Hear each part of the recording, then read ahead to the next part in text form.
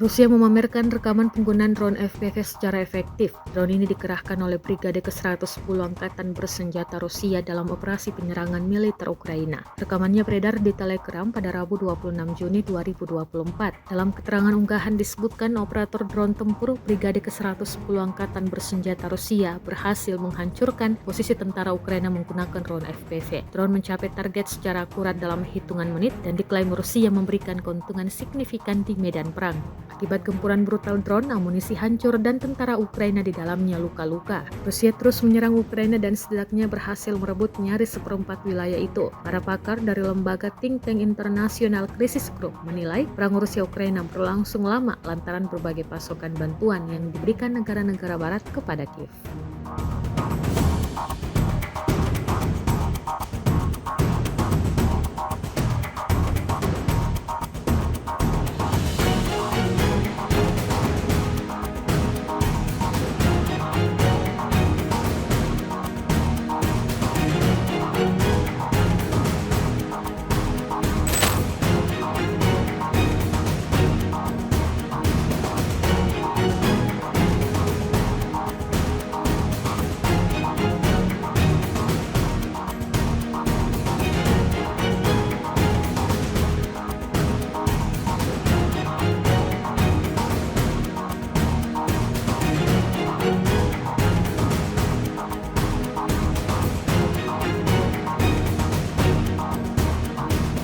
Download Tribun X sekarang, menghadirkan lokal menjadi Indonesia.